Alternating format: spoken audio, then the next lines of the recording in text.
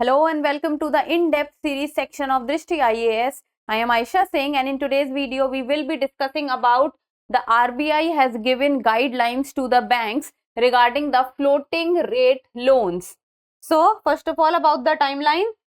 First we'll be looking at the news, then what is the framework that RBI has told the banks to follow, external benchmark used by RBI while giving the home loans, and what is the disclosure of incidental charges in foreclosure of loans.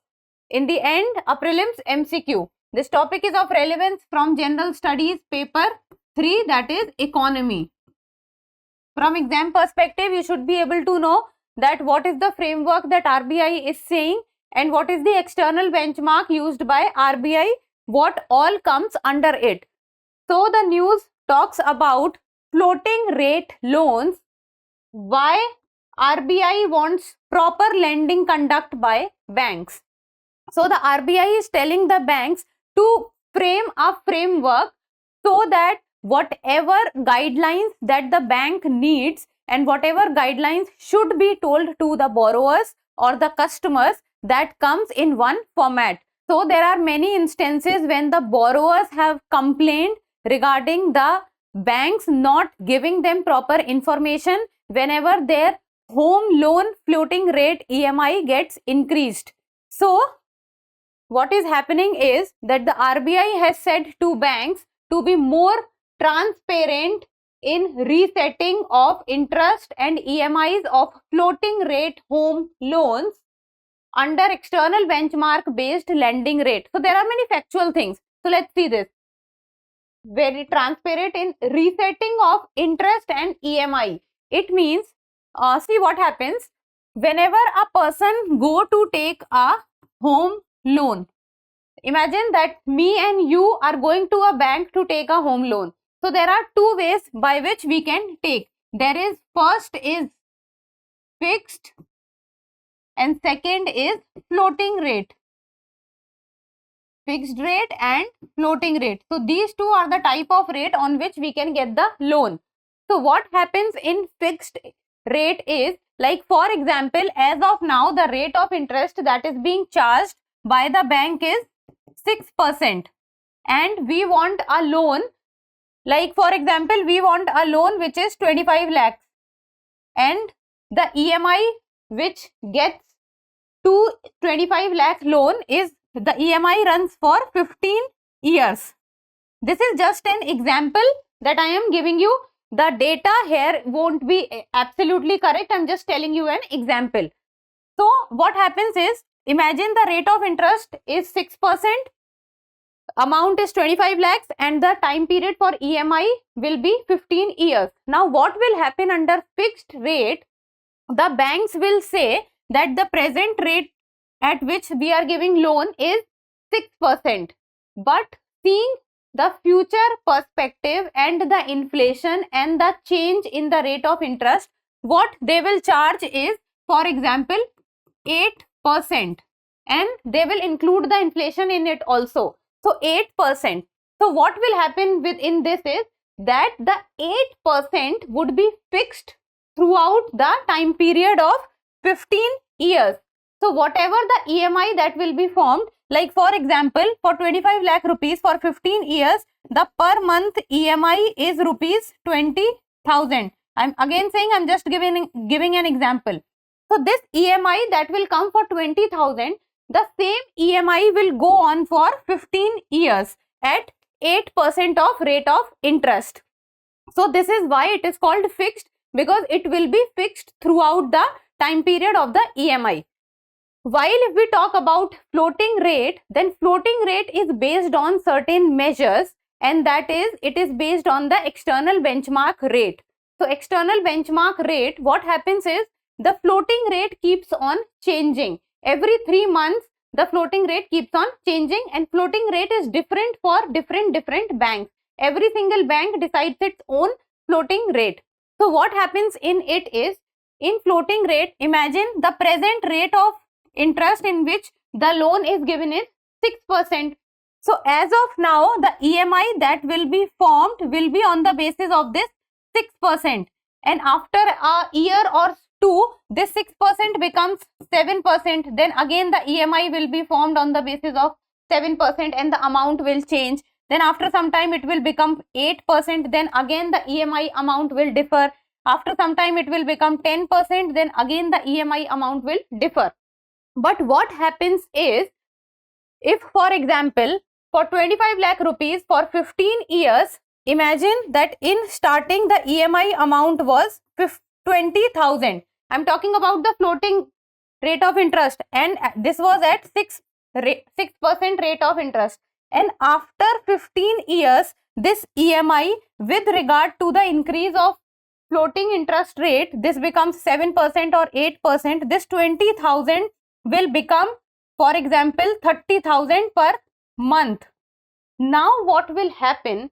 Imagine that with increase of the rate of interest and the EMI amount will increase, what will happen is the tenure of the loan will also increase from 15 years, and this becomes sometimes 17 years, 18 years if the person is paying EMI on regular basis.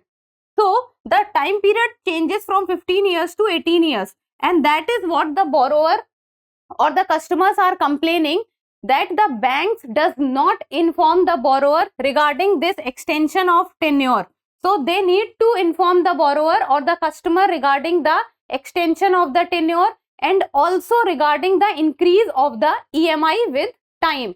And that is why it is getting that is why floating rate is getting problematic. So this is how things are, and this I have told you because now you will understand that why RBI has said to frame guidelines or certain rules to the banks.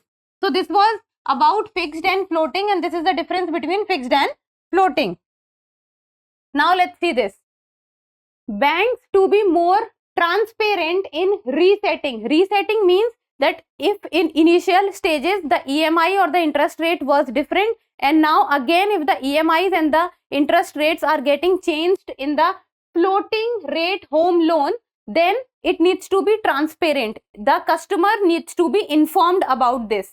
So banks to be more transparent in resetting of interest and EMI of floating rate home loans under external benchmark based lending rate. External benchmark based lending rate means that the floating rate home loan is based on certain external based lending rate, and this has been adopted from the year 2019. So this external benchmark means there are certain benchmarks which has been set by the RBI, like for example the repo rate or the treasury bills.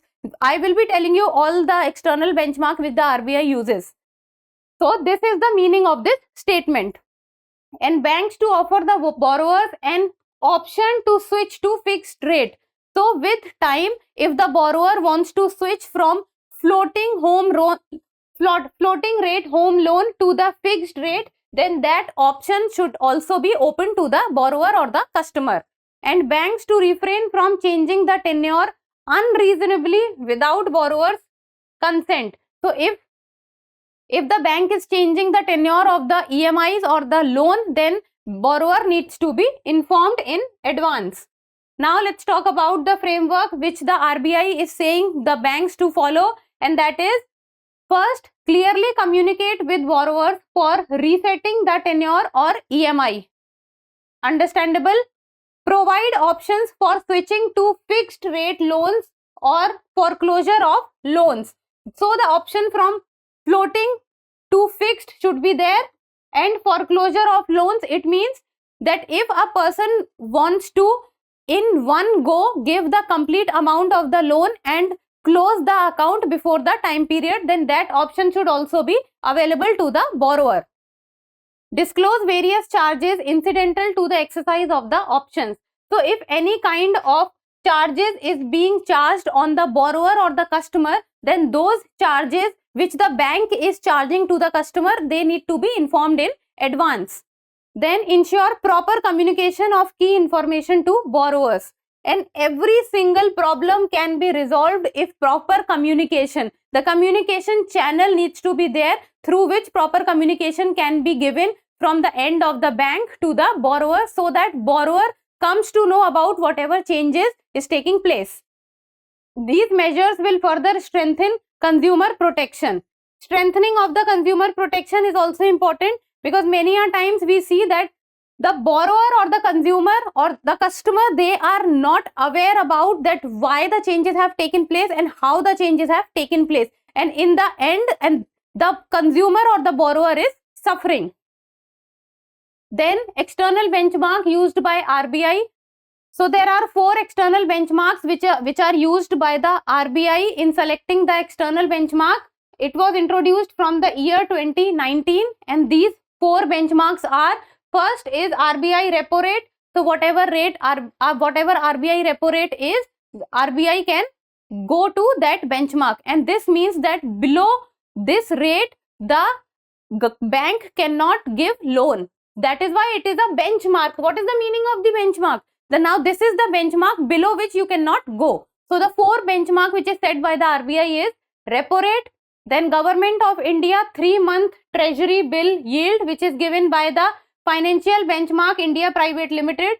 Then third is the Government of India 6-month treasury bill yield, given by again FBIL. Then any other benchmark market interest rate published by the FBIL. So these are the 4 benchmark which is used by the RBI, so that below which the banks cannot go and allot loans. Then disclosure of incidental charges in foreclosure of loans. So many a times what we see is, whenever a person is going for the foreclosure of his or her loan, it means in one go the person wants to complete his or her own loan. So what happens is, many a time the person is not aware that many kind of charges are charged on the borrower, and that increases the amount. And many a times we have also seen that the option of the foreclosure of loans are not given by the bank. So first of all, those charges needs to be removed, and if any kind of charges are being levied on the borrower, then those charges needs to be informed in advance. The RBI is saying that no foreclosure charges or partial prepayment penalty to be levied on floating rate home loans.